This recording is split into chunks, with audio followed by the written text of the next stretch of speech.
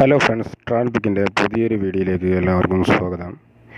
ഇന്ന് നമ്മളിവിടെ ചർച്ച ചെയ്യാൻ പോകുന്നത് അക്കൗണ്ടിംഗ് സോഫ്റ്റ്വെയർ ടാലി ERP 9-ൽ ഏതൊരു തുടക്കക്കാർക്കും എങ്ങനെ ഒരു കമ്പനി ക്രിയേറ്റ് ചെയ്യാം എന്നുള്ളതിനെക്കുറിച്ചാണ്. അപ്പോൾ വീഡിയോയിലേക്ക് കടക്കുന്നതിന് മുന്നേ ഈ ചാനൽ സബ്സ്ക്രൈബ് ചെയ്യാത്തവർ സബ്സ്ക്രൈബ് ചെയ്യുക.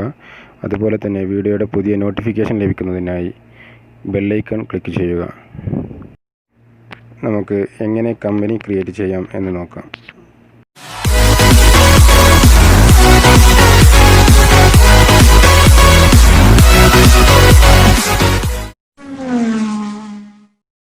ടാലി ERP 9 ഇൻസ്റ്റാൾ ചെയ്തതിനു ശേഷം ടാലി ERP 9 എന്ന സോഫ്റ്റ്വെയർ ഓപ്പൺ ചെയ്യുക. ഓപ്പൺ ചെയ്താൽ നമുക്ക് ഇങ്ങനെ ഒരു ഇൻ്റർഫേസാണ് കാണാൻ സാധിക്കുക. Select company, login company, create company, backup, restore. അതിൽ ക്രിയേറ്റ് കമ്പനി സെലക്ട് ചെയ്താൽ ഇതുപോലൊരു വിൻഡോ ഓപ്പൺ ആവും. ഇവിടെയാണ് നമ്മൾ കമ്പനിയുടെ നെയിമും കാര്യങ്ങളൊക്കെ സെറ്റ് ചെയ്യേണ്ടത്.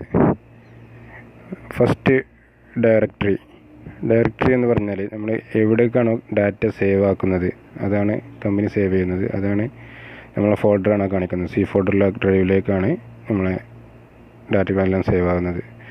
അതുപോലെ തന്നെ നെയിം, നമ്മളുടെ കമ്പനിയുടെ നെയിം കൊടുക്കണം.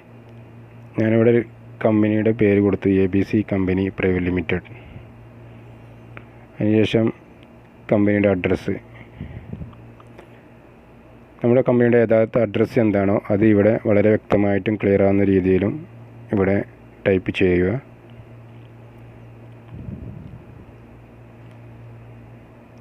അതിനുശേഷം നമ്മൾ കമ്പനി ഏത് കൺട്രിയിലാണ്, ഏത് രാജ്യത്തെ അക്കൗണ്ട്സാണ് ചെയ്യുന്നത് വെച്ചാൽ ആ കൺട്രി ഇവിടെ സെലക്ട് ചെയ്യുക.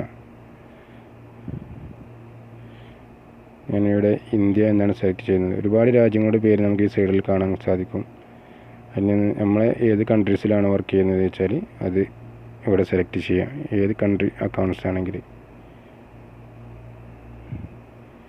അതുപോലെ തന്നെ അതിന് ശേഷം സ്റ്റേറ്റ്, ഞാൻ കേരള സെലക്ട് ചെയ്തു. ഒരുപാട് സ്റ്റേറ്റ് ഇവിടെ കാണാൻ കഴിയും. സൈഡിൽ ഒരുപാട് നമ്മളെ എല്ലാ സ്റ്റേറ്റുകളും ഇതിൽ കാണാൻ സാധിക്കുന്നതാണ്.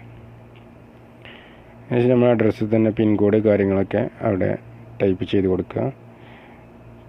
ലാൻഡ് നമ്പർ ഉണ്ടെങ്കിൽ ലാൻഡ് നമ്പർ ടൈപ്പ് ചെയ്യുക, മൊബൈൽ നമ്പർ, അതുപോലെ തന്നെ ഫാക്സ്, ഇമെയിൽ ID, വെബ്സൈറ്റ്, അങ്ങനെ കമ്പനിയുടെ എല്ലാ അഡ്രസ്സും, മെയിലിംഗ് അഡ്രസ്സ്, കാര്യങ്ങൾ, കോൺടാക്റ്റ് ഡീറ്റെയിൽസ് ഫുൾ ഇവിടെ ടൈപ്പ് ചെയ്യാം.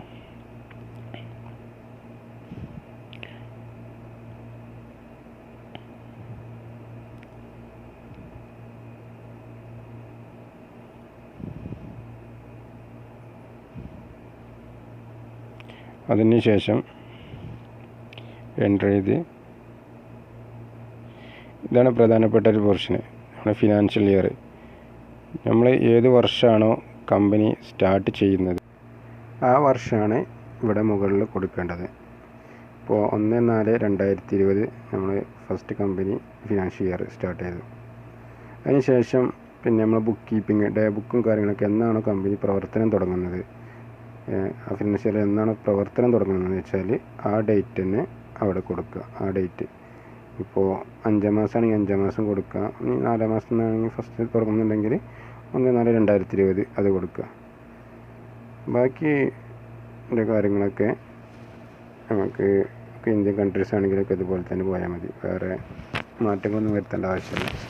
അപ്പോൾ ഇത്രയേ ഉള്ളൂ നമ്മൾ കമ്പനി നമ്മൾ കൊടുക്കേണ്ട ഡീറ്റെയിൽസ്. ഇനി ഇതൊന്നും കൂടെ നമ്മളൊന്ന് ബാക്കടിച്ച് പോയിട്ടൊക്കെ നമ്മൾ ചെയ്ത കാര്യങ്ങളൊക്കെ കറക്റ്റല്ലേ എന്നും ഒക്കെ നോക്കുക.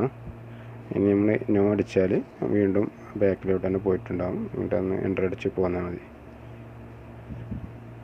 നമ്മൾ കൊടുത്ത കാര്യങ്ങളൊക്കെ കറക്റ്റാണ്, ഒരു മിസ്റ്റേക്കുകളൊന്നുമില്ല. കമ്പനിയുടെ നെയിം, അതുപോലെ തന്നെ mailing address, contact details, state, കാര്യങ്ങളൊക്കെ നമ്മൾ കൊടുത്ത ഡാറ്റകളൊക്കെ കറക്റ്റാണെന്ന് നോക്കുക.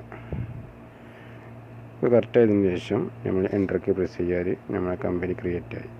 ഇപ്പോൾ നമ്മുടെ സൈഡിൽ കാണാൻ കഴിയും നെയിം ഓഫ് ദ കമ്പനി, കമ്പനിയുടെ പേരും കാര്യങ്ങളൊക്കെ. ഇത്രയേ ഉള്ളൂ ഒരു കമ്പനി ക്രിയേറ്റ് ചെയ്യേണ്ടത് ടാലിയിൽ. ഇതെല്ലാവർക്കും വളരെ സിമ്പിളായിട്ട് ചെയ്യാം. ഇനി അടുത്ത വീഡിയോയിൽ മറ്റു കാര്യങ്ങളൊക്കെ ആയിട്ട് വീണ്ടും കാണാം. All the best.